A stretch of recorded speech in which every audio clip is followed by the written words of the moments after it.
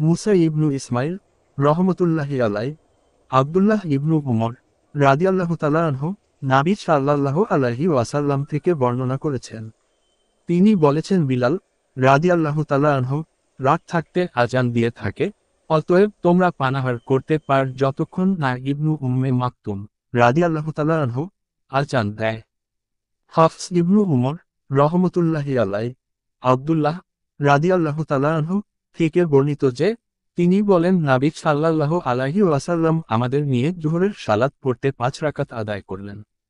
তাকে বলা হলো, সালাত কি বর্ধিত করা হয়েছে? তিনি বললেন, তোমার কি হয়েছে?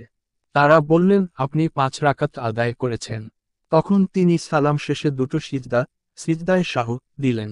ইসমাইল রহমতুল্লাহি আলাই, আব্দুল্লাহ ইবনু উমর রাদিয়াল্লাহু তাআলা আনহু থেকে বর্ণিত। তিনি বলেন, লোকেরও কুবার মসজিদে ফজরের সালাতরত ছিলেন।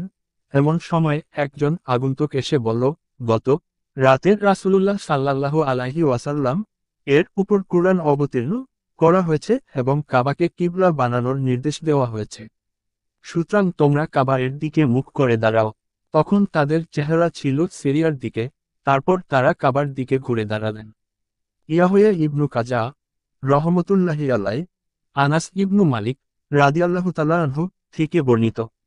তিনি বলেন, আমি আবু তালহা আনসারী, আবু উবায়দা ইবনু জাররাহ ও উবাই ইবনু কাবকে আধা পাকা খেজুরের তৈরি সালাদ পরিবেশন করতাম। তখন তাদের কাছে একজন আগন্তুক এসে বলল, নিঃসন্দেহে শরাব হারাম করে দেওয়া হয়েছে। আবু তালহা রাদিয়াল্লাহু তাআলা আনহু বললেন, হ্যাঁ আনাস, তুমি গিয়ে মটকাগুলো ভেঙে ফেল। আনাস রাদিয়াল্লাহু তাআলা আনহু বলেন, আমি উঠে গিয়ে আমাদের ঘটি দিয়ে তার তলায় আঘাত করলাম আর তা ভেঙে গেল।